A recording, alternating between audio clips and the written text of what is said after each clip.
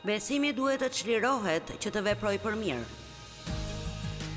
Kështu nga një këndvështrim praktik, si e çlirojmë ne besimin tonë? Ja 3 mënyra të thjeshta. Duke u lutur, duke thënë fjalë. Fjalët e mbushura me besim janë shumë të fuqishme. Dhe duke vepruar.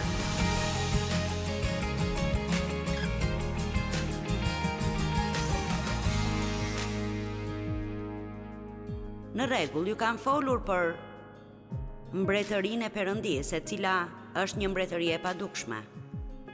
Faktikisht, Bibla flet shumë në Testamentin e Ri për mbretërinë e Perëndisë. Mesazhi i parë i Jezusit ishte: "Pendoni se mbretëria e qiejve është afër."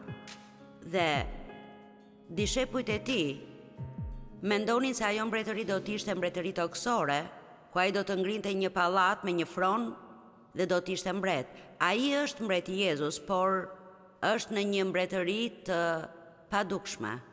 Dhe ne kemi lexuar shpesh se si Jezusi u tha dishepujve të tij: "Kushton njerëzit se jam unë?" Ata thanë disa gjën pak zori, disa Elia. Ai tha: "Kushtoni ju se jam unë?" Dhe Pietri tha: "Ti je Krishti, biri i Perëndisë së gjallë."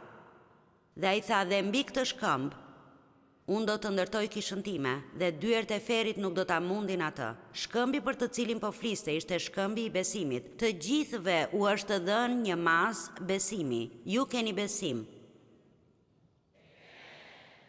Edhe nëse nuk jeni besimtar, ju keni besim. Mund të jeni duke e përdorur për gjë e gabuar, por duhet të keni besim edhe për të ulur në karrige, ndryshe do të keni frikë se ajo do të thyet. Por besimi është një forcë që banon thellë në brendësinë tuaj. Dhe Perëndia e jep çdo personi aq sa është sasia që i duhet për të bërë atë që ai e ka thirrur, apo për të qenë në çfarëdo situate ku ai ndodhet. Ju mund të jeni në një situatë vërtet të vështirë, por besoj se Perëndia do t'ju jap hirin për vendin ku jeni. Amen.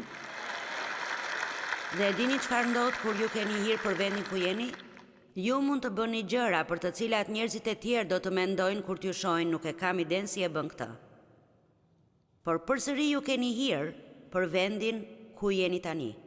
Perëndia nuk lejon të vijë mbi ne më shumë nga sa mund të mbajmë, por me çdo tundim siguron edhe një rrugdalje. Kështu unë vërtet dua t'ju inkurajoj, nëse jeni në një vend të vështirë tani dhe mendja juaj vazhdon të dëshirojë të thotë: "Unë nuk mund ta bëj këtë." E keni dëgjuar këtë? "Unë nuk mund ta duroj të asnjë ditë më shumë." Dhe të nesërmen përsëri thoni: "Nuk mund ta duroj të asnjë ditë më shumë." Dhe të nesërmen përsëri thoni: "Vërtet Perëndi, nuk mund ta duroj të asnjë ditë më shumë." Por ju mund të bëni çfarëdo qoftë ajo që duhet të bëni, e përsëri ta shijoni jetën, sepse Perëndia ju jep juve hir dhe hiri është baraz me të qenit të vajosur mirë. E dini, hiri ose fryma e shenjtë në Bibël ndonjëherë është përshkruar si vaj, dhe kur ju keni një pjesë makinerie që është vajosur mirë, ajo rëshket shumë lehtë dhe punon shumë më mirë. Ne kemi shumë pajisje ushtrimesh në shtëpi, sepse Devi dhe unë stërvitemi, dhe njëherë në cakone duhet të vajisim pjesë të ndryshme, sepse ato bëjnë zhurmë dhe punojnë të sforcuara. Dhe ndonjëherë kur jeta juaj është e vështirë, ajo që ju duhet është pak kohë më shumë me frymën e shenjtë. Duhet të vajosni vendet e thata edhe një herë. Kështu unë dua të them përsëri, pavarësisht se me çfarë po përballeni, nuk duhet të keni mendësinë "nuk mundem", por keni mendësinë "unë mundem", sepse Perëndia gjithmonë ju jep besim të mjaftueshëm dhe hir të mjaftueshëm për të bërë çfarëdo që duhet të bëni. Do ta them përsëri, Perëndia gjithmonë ju jep besim të mjaftueshëm dhe hir të mjaftueshëm për të bërë çfarëdo që ju duhet të bëni. Ndoshta edhe një herë tjetër.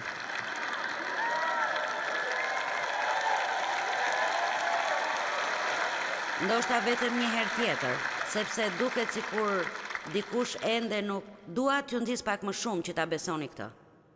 Sepse çështja është se pavarësisht se çfarë na ka dhënë Perëndia, nëse ne se besojmë se e kemi, atëherë për ne do të jetë njësoj si kur të mos e kemi. Shumë mirë, mendoni për këtë, pavarësisht se çfarë na ka dhënë Perëndia. Nëse ne nuk besojmë që e kemi, për ne është njësoj si kur të mos e kemi. Amen? Kështu, kam folur më parë për të qenit të vetëdijshëm për faktin që ju keni engjëj rreth jush gjithkohon. Thjesht duke menduar për këtë gjë, ju do të ndiheni më të sigurt dhe më të fuqishëm. Dhe ka pak gjasa të ndiheni sikur s'mund të bëni asgjë. Në Psalmin 91 thuhet sepse ai do të urdhërojë engjëjt e tij të ruajnë në të gjitha rrugët e tua të bindjes dhe të shërbimit. Engjëjt nuk do t'ju ndihmojnë të mos i bindeni Zotit. Por nëse ju jeni të vendosur t'i bindeni Perëndis, atëherë ai do t'ju jap engjëj që t'ju ndihmojnë ta bëni këtë. Kështu, ju keni gjithë hirin dhe gjithë besimin që ju duhet për të bërë çfarë do qoftë ajo që duhet të bëni. Nëse martesa juaj është e vështirë, por ndjeni se Zoti ju ka thënë të qëndroni, nëse keni një fëmijë me nevoja të veçanta dhe doni që të kujdeseni për të dhe të bëni mirë çdo gjë që duhet të bëni, Perëndia nuk do t'ju jap atë fëmijë pa ju dhënë hirin të kujdeseni për të, dhe unë nuk do t'ju them se nuk do të keni ditë të vështira apo jo të qeta, por Zoti do të jetë gjithmonë pranë jush. Dhe do t'ju jap pikërisht atë që ju duhet në kohën e duhur. Dëgjova një mesazh pak kohë më parë me titull Jeta e mirë e vështirë, nga një grua që kishte pësuar një aksident dhe një infarkt dhe vërtet shumë gjëra të ndryshme nuk shkonin mirë, dhe ajo bëri një punë shumë të mirë duke treguar se si jeta e saj ishte e vështirë, por ishte vërtet e mirë. Dhe kështu unë njoh një grua që ka një fëmijë me aftësi ndryshe dhe thjesht ndjeva se duhet ta ndaja këtë mesazh me të, dhe kështu unë i dërgova një email ku i shkruajta: mendoj se do të pëlqej kjo, ndjeva se Zoti më tha se ishte për ty. Dhe ajo nuk është një person me të cilin unë takohem shpesh dhe e njoh shumë mirë.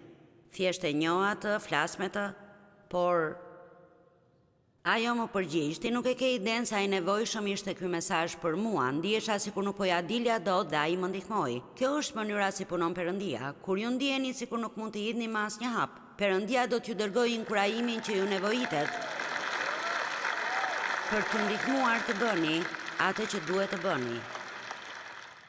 Kështu, ne jetojmë në këtë mbretëri që për hir të asaj që dua të ndaj me ju në këtë takim, do ta quajmë mbretëria me kokë poshtë. Sepse kemi ligje apo parime frymërore sipas të cilave ne jetojmë. Jo ligje si ligjet e Testamentit të Vjetër, por mbretëria funksionon në një mënyrë të caktuar.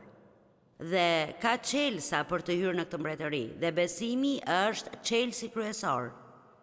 Por ka edhe gjëra të tjera që janë gjithashtu çelësa, dhe nëse ju i bëni ato gjëra, atëherë do të ketë një çlirim të premtimeve të Perëndis në jetën tuaj. Ai premton se do të kujdeset për ne financiarisht, por thuhet: jepni dhe ju do të merrni. Kështu, nëse ju nuk e përdorni çelësin e dhënies, dëgjuat? Atëherë mos u habisni nëse do të përfundoni me një sër nevojash në jetë që nuk do të plotësohen, ose nëse ju nuk përdorni urtësi dhe ju thjesht keni shumë borxhe në karta krediti, nuk keni disiplinë me parat dhe jeni duke bler gjëra që nuk ju nevojiten.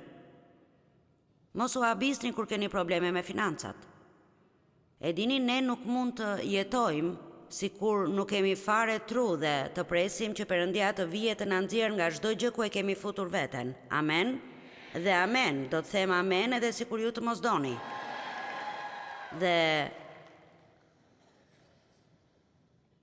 kështu ne vërtet jetojmë në një mbretëri që është kokë poshtë. Herën e parë që unë predikova këtë mesazh, herën e parë dhe të vetme që e predikova këtë seri, ishte në fakt 21 vite më parë.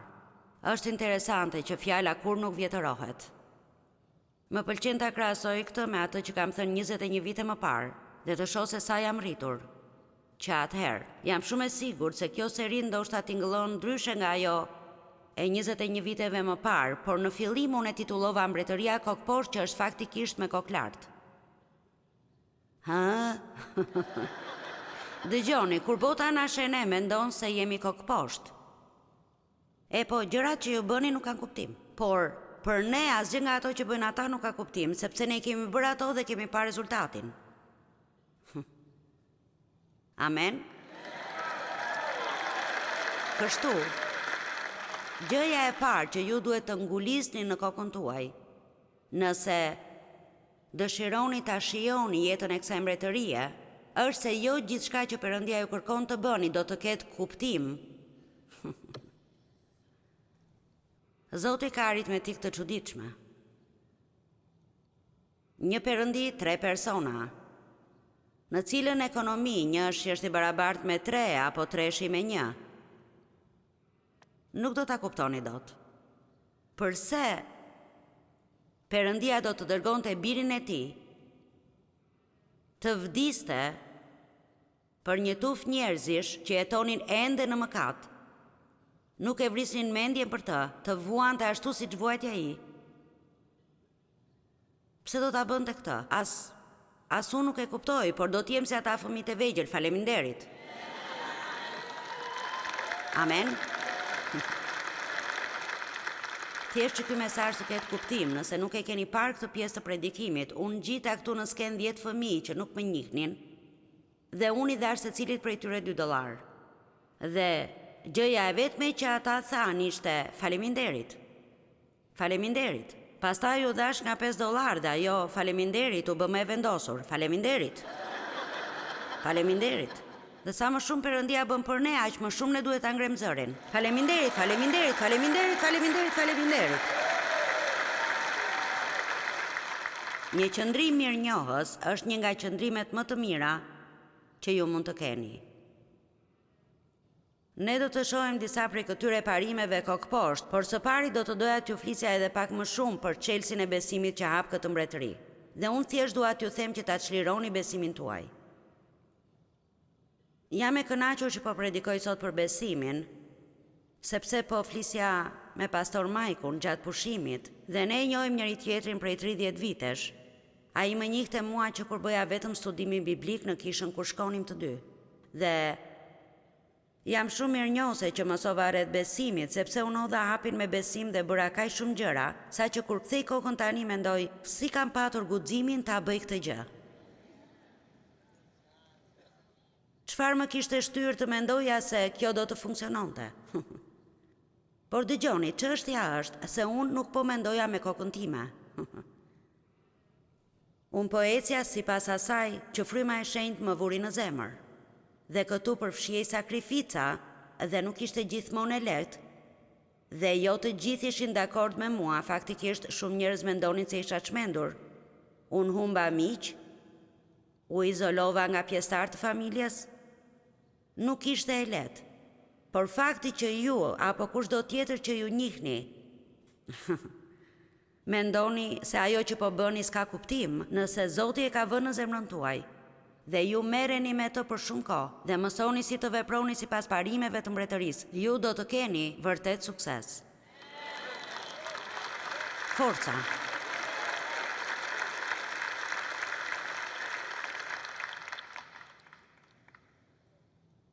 Besimi është një fuqi që banon në brendësinë tuaj, vjen si dhuratë nga Perëndia, por ju duhet ta dëgjoni këtë. Besimi duhet të çlirohet që të veprojë për mirë. Kështu nga një këndvështrim praktik, si e çlirojmë ne besimin ton? Ja 3 mënyra të thjeshta. Duke u lutur, duke thënë fjalë. Fjalët e mbushura me besim janë shumë të fuqishme. Dhe duke vepruar. Duke ndërmarrë veprime të mbushura me besim. Kur Jozueu po nxirrte izraelitët në anën tjetër të Jordanit për të shkuar në tokën e premtuar,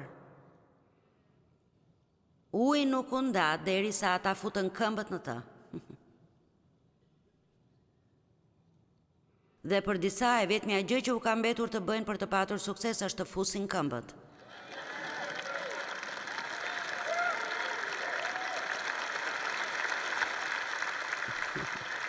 Ndonjëherë ne duhet i lëm pas ato që kemi dhe të shohim ato që mund të marrim. A më dëgjuat? Imagjinoni Abrahamin kur Perëndia i tha, largohu nga vendi ku je tani. Largohu nga familja jote dhe nga gjithçka që ti nje dhe shko në vendin që unë do të tregoj. Forca, le të mendojmë në mënyrë praktike për këtë. Largohu nga çdo gjë dhe sapo të fillosh të ecësh, unë do të tregoj ku të shkosh. Unë do të kisha thënë më trego dhe do të shkoj, ai tha shko dhe do ta tregoj. Forca. E dini, nuk do të marr kohë për të kthyer e për t'ju treguar historitë, por po them disa nga gjërat që unë bëra me besim, vërtet që nuk kishin as pak kuptim. Kështu ju duhet të kuptoni se nëse do të jeni vërtet fitimtar në jetën në këtë mbretëri, dëgjoni, ka diçka që thjesht mua më zemëron me të drejtë, sepse ka edhe një zemërim të drejtë. Unë vërtet zemërohem me të drejtë kur shoh kaq shumë njerëz dhe unë isha një prej këtyre që e duan Perëndin, që kanë pranuar Krishtin. Dëshirojnë të bëjnë të drejtën, por nuk dinë si të veprojnë sipas këtyre parimeve, nuk ua kanë mësuar siç duhet. Nuk ka pse të shkonin në kish çdo javë që dikush t'ju tregoj sa të këshinjeni. Ju tashmë e dini këtë. Nuk është e nevojshme që dikush t'ju godas me këtë. Ju e dini se s'jeni të përsosur dhe bëni gabime, por juve nuk ju duhet thënë thjesht se kush është Krishti, por edhe kush jeni ju në Krishtin. A e kuptoni këtë? Kush jeni ju? Mirë, ai është ulur në vendet qellore, në dorën e djathtë të Perëndisë, dhe ne jemi ulur në të. Pra, jetesa në mbretëri. Unë jam këtu, por jam dhe atje. Nëse do t'jeni atje, jeni tashmë atje. Megjithse nuk jeni atje, jeni atje. Ju jeni atje në zemër, por do t'jeni atje edhe në realitet, në kohën e caktuar. Forca, mund të flas me gjëza gjithë ditën nëse doni.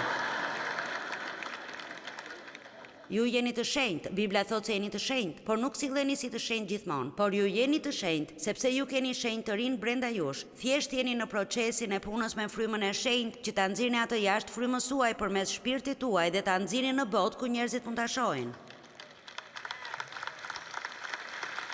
Prandaj për shumë kohë unë isha shumë e përshtjelluar sepse dëgjoja, ju jeni drejtësia e Perëndisë në Krishtin, por pastaj thjesht sillesha keq. Ju jeni të shenjtë, por nuk veproja si e tillë. Ju jeni kështu, ju keni këtë dhe asgjë prej tyre nuk dukej si realitet. Dhe pastaj më në fund arrita ta kuptoj Filipianëve 2, ku thuhet: punoni për shpëtimin tuaj me frikë dhe me dridhje. Ne nuk punojmë për shpëtimin ton, ai është dhuratë e hirit të Perëndisë. Por ne punojmë me frymën e shenjtë që ta vëmë në punë jashtë nesh, sepse dëgjoni, Krishti nuk mund të vitë jetoj në ju, nëse nuk e bën të shenjtë frymën tuaj. Kështu çdo gjë aty brenda është e pastruar, e mirë dhe nuk ka asgjë të gabuar, por ajo duhet të dalë jashtë ku dikush mund ta shohë. Dhe kështu, kjo është ajo që dua të bëj. Po përpiqem t'ju ndihmoj të lindni, jam mamia juaj. E kuptoni këtë? Amen? Po, faleminderit. Dhe kur dhimbja është shumë e fortë, ju ndjeni sikur nuk e duroni dot. Doktori thret, shty! Ju mendoni, kur nuk do ta bëj më këtë, po ju them. Por sa po mbani beben tuaj, dhimbja harrohet plotësisht. Po ju them diçka, unë kisha kaq shumë dhimbje lindjesh, kur përpiqesha të arrija nga ku isha këtu ku jam. Vërtet, vetëm të mësuarit si ti isha e nështruar ndaj burrit tim, mendoja se do të më vriste. Vërtet, mendoja se do të vdisja nga kjo. Dhe unë kisha një burr të mirë, nuk kisha ndonjë burr ndaj të cilit do ta kisha të vështirë që ti nështrohesha. Devi është i mirë, por unë kisha një frymë rebelimi brenda meje për shkak të dhimbjes që kisha patur në fëmijëri. Por e dini çfarë? Tani unë i kam dhënë jetë ëndrës që Perëndia vuri në zemrën time. Nuk krije të mendoj çdo ditë sa e vështirë ka qenë. Jam e kënaqur që kalova gjërat që kalova, sepse tani mund t'ju ndihmoj ju të kapërceni vështirësitë.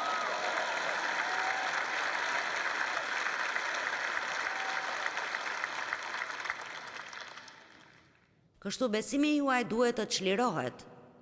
Dhe kjo ndodh duke u lutur, duke folur dhe duke vepruar. Dëgjoni Jakobin 5:15-16. Dhe lutja e besimit do ta shpëtojë të sëmurin, dhe Zoti do ta mëkëmb, dhe nëse ka bërë mëkate, ato do t'i falen. Kur shihni njerëz të sëmur, mos thoni o sa keq më vjen, lutuni. Lutuni. Dhe nëse nuk është një situatë ku mund të luteni me të, atëherë lutuni për të. Prandaj, rrëfeni fajet njëri tjetrit dhe lutuni për njëri tjetrin që të shëroheni. Dëgjoni këtë, shumë fuqi ka lutja e të drejtit kur bëhet me gjithë shpirt. Më pëlqen ajo që thot Bibla e amplifikuar, ajo thot, lutja e një njeriu të drejtë bën që një fuqi e jashtëzakonshme të jetë dinamike në punën e saj. Kështu, lutja është një forcë dinamike. Ne thjesht duhet të lutemi për gjatë gjithë ditës. Lutuni për gjëra të vogla, lutuni për gjëra të mëdha, për gjëra që mendoni se janë të mundura apo të pamundura. Dhe kushtojini vëmendje kur Perëndia u përgjigjet lutjeve dhe thoni faleminderit. Është vërtet e makniqme. Vetëm në 2 vitet e fundit, unë mendoj se kam mësuar fuqinë e lutjes më shumë se kur më parë. Thjesht duke u lutur specifikisht për gjërat, për shembull një situatë kur isha në një hotel dhe iku uji në katin ton, dhe mua më duhej të bëja dush në orën 7 që të isha në kohë në vendin ku kishim takimin. Dhe kur je në pozitën time nuk mund të mos shkosh. Dhe nuk do të ishte mirë sikur unë të shkoja atje pa u larë më parë. Sekretet e mia do të dilnin në shesh.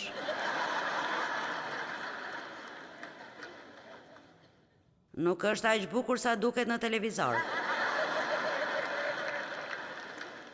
Dhe unë u luta specifikisht, Perëndi, kam nevojë që uji të vi përsëri në orën 7, 6:59.